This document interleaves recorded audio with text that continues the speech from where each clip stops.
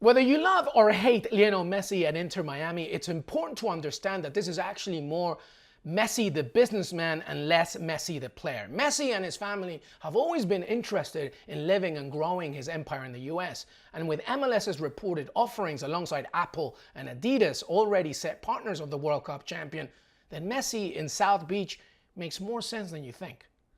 The romanticism of returning to Barcelona and one last dance in Europe, or the financial grandiosity of Al Hilal and Saudi Arabia were always going to be a possibility. More so the former, but in the end, the stumbling, hiccuping, and zero assurances to Messi's team made Inter Miami even that more desirable.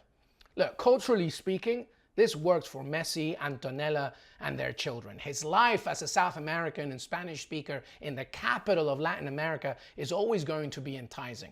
Remember, this decision is not just on him. Antonella drives much of the narrative, and I'm sure this is a major component. Messi also owns real estate in the area, and the growing Messi brand and empire, especially in a city that's going to be hosting teams in the World Cup in 2026, will also be a major selling point. Look, in terms of football, Inter Miami is last in the East right now with no manager after saying goodbye to Phil Neville. So there is a lot to do in order to bring that team to a positive trajectory. But my God, no matter the outcome in a league with no relegation that keeps on growing and developing, the process can be a success no matter what. Messi's contract ends with PSG at the end of the month, so we wouldn't see La Pulga in Miami until at least July. There wouldn't be limits to his pay as well, as he would be a designated player. Look, the key here is the partnerships, the deals with Adidas and Apple in order to maximize the best of his arrival and his time at Inter Miami and MLS.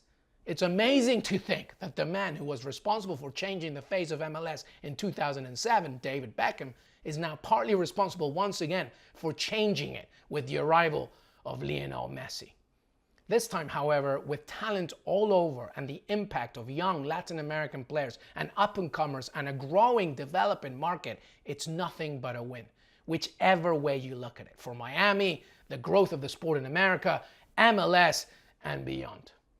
My God, Miami's going to be infuriating, isn't it? Thank you very much for watching ESPN FC on YouTube. For more highlights, analysis, and exclusive content, be sure to subscribe.